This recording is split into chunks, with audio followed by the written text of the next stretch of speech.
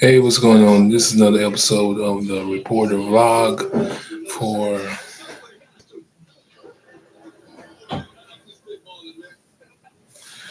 April 8th on a Monday. So if you're around here, pretty much an Eclipse Monday. But that's another story. Um, Pretty interesting story today. I'm gonna try to do a back-to-back double headers because he's story's been on my timeline too long. So in other words, this is sort of like a story dump. uh, but uh, but we're gonna start off with a pretty interesting story. Um, Today from the college basketball world to the White House. Um, More than 65 years later, a college basketball championship team gets a White House moment. Uh, it could be done. Well, let me start the story. It's no use commentating anymore on the title, but let me just get right to the story.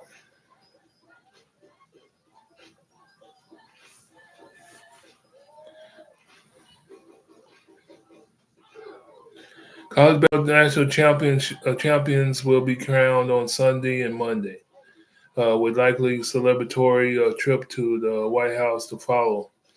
But after more than 60 years.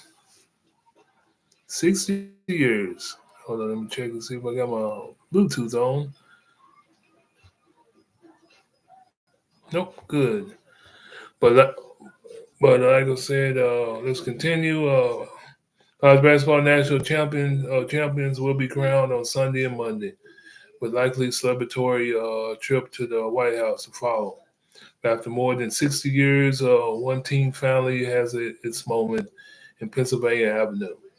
This is the greatest day of my life, said George Finley, a former basketball player for the Tennessee A&I Tigers during their championship run.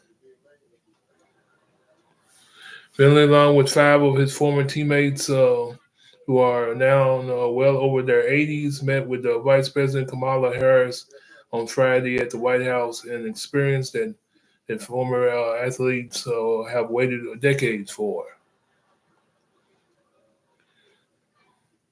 Before we go on, I'd like to give the credits. Before we go on, this story is brought to you by CBS News. Published Update published, I guess you'd say, April 6th of 2024 by Willie James Inman. Let's get back to it.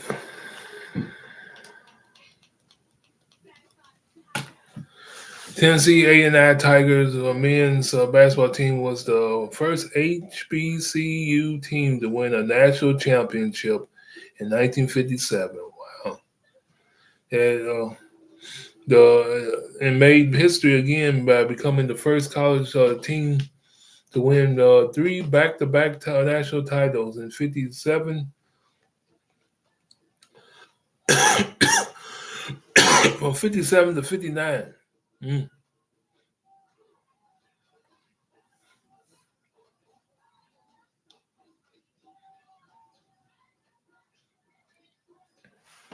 Although this was never take place, said Finley, who was part of the 59 championship team and eventually drafted by the the NBA's Detroit Pistons, but chose to play for the American Basketball League. Winning the championship was big, but it wasn't as big as being done here with Vice President Harris today.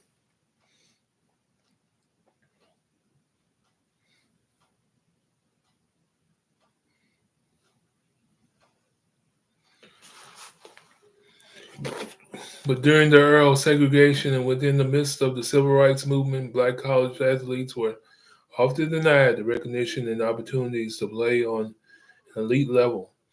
Tennessee A&I, now known as Tennessee State University, is a public HBCU. Harris hosted 6 members of the team in a meeting along with their families, family and friends, and those close to the group of former athletes: Henry Carlton, Robert Clark, Ron Hamilton, Ernie Jones, George Finley, and Dick Barnett. George Finley in the Roosevelt Room at the White House.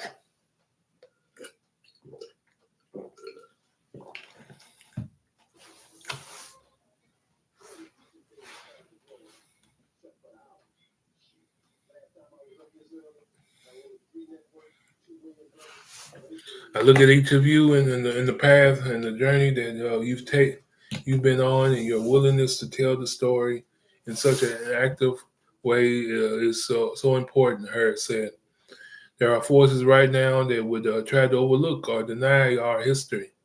I think the only way that we will continue to strengthen ourselves and see progress as a country is when we remember where we've been and to help us guide where we want to be."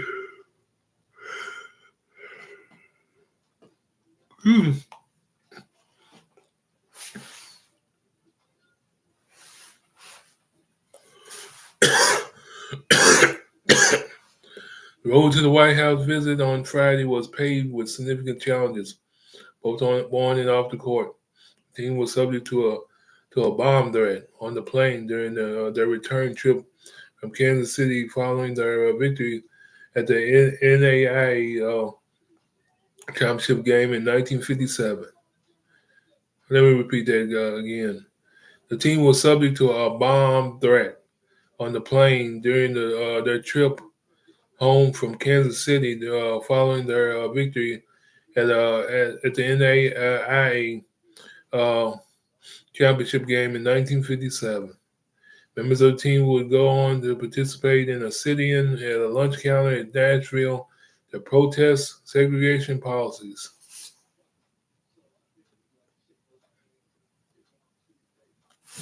It would be decades before the Tigers were recognized for their historic wins in the Naismith Memorial Basketball Hall of Fame.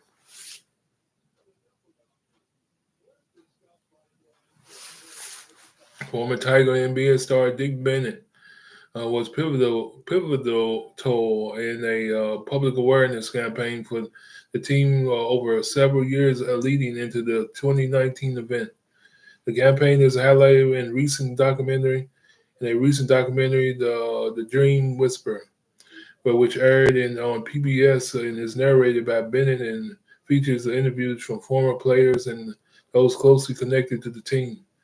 It just takes time and effort and continuation, and that's what I strive to do. Bennett Barnett said, "It's been very gratifying." He told CBS News about being recognized with at White House visits.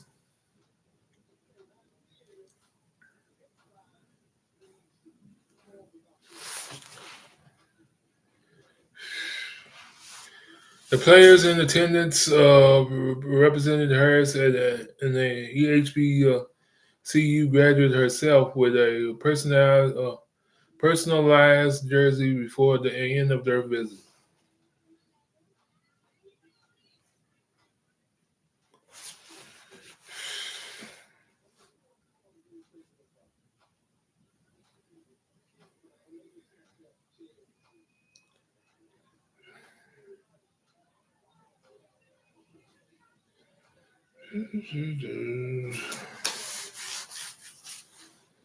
Okay, looks like that's all for that story.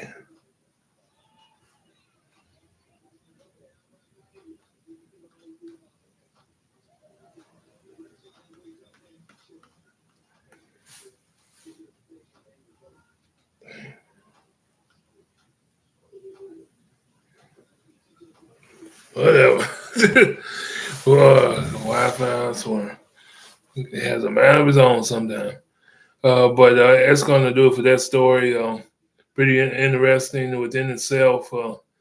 65 years, and they finally getting the recognition.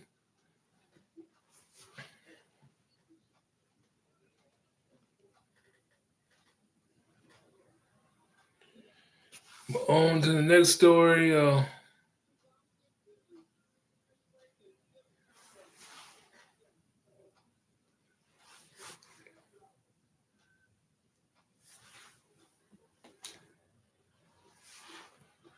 On to let's see.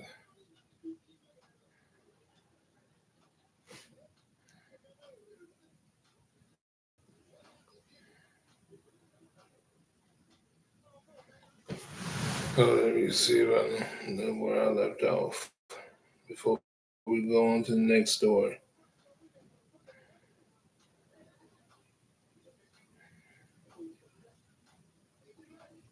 Yep, that'll do it. Now we go on to the next story. Don't want to miss nothing. Okay, next story, next story.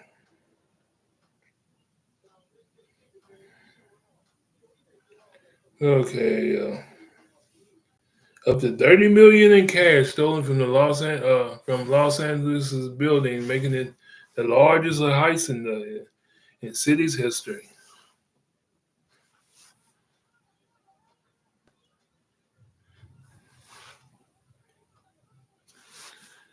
From college basketball to the D's. Um, Up to 30 million in cash stolen from Los Angeles building, making it the largest heist in the city's history. Of course, this is brought to you by once again the CBS News. Kind of cold but useful, published by Matthew Rodriguez and Amy Maszold on April 4th, 2024.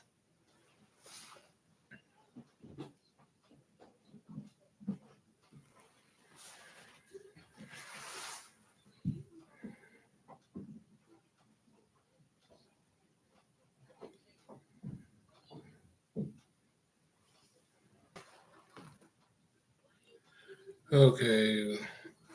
Los Angeles Police Department FBI are investigating the death of 10 of millions of dollars in cash from a money storage facility, what appears to be the largest heist in LA history. A law enforcement source familiar with the investigation confirms that CBS News that the heist took place at Garda World in Summer on Easter Sunday, with as much as 30 million stolen.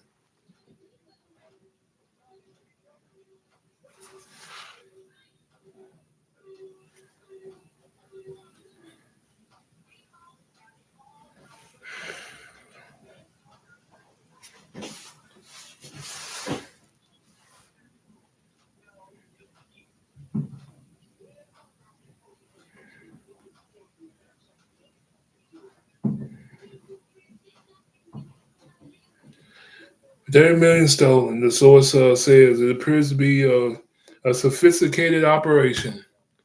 In other words, them suckers were pros. The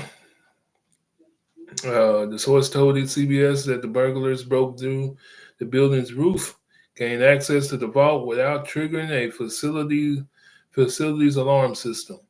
The building stores and handles large amounts of cash for other businesses, and the burglary was not discovered until Monday when employees opened the vault. LAPD and the FBI will have a joint investigation into an alleged burglary that occurred on Sunday evening, March 31st, 2024.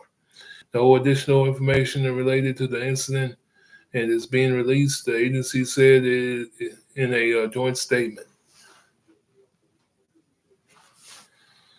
No arrests have been made yet, and the manhunt is underway for those responsible. The other largest LA heist on record is in 1997. Six men robbed the Dunbar Armored Facility of 18.9 million.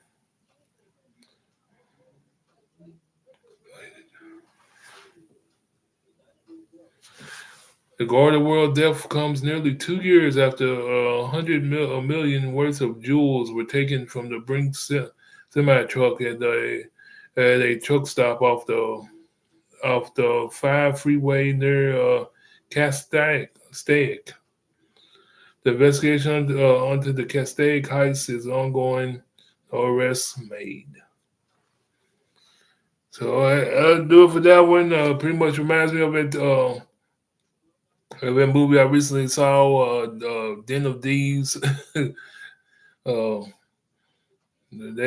swear, LA. When it, I ain't, they don't. When it comes to that kind of stuff, they don't play. They don't play. It's in other words, that's a movie. It wasn't too far off. Shoot, but they got some pros out there. Anytime you can't set off the alarm system, anytime it took until them, or anytime it took until uh, Monday for them to discover that they've been robbed, yeah, they was dealing with some pros. Yeah, they were dealing with some pros. But that's gonna do it for the first doubleheader of this story dump. Pretty much. Uh, you have a good one. On to the next one.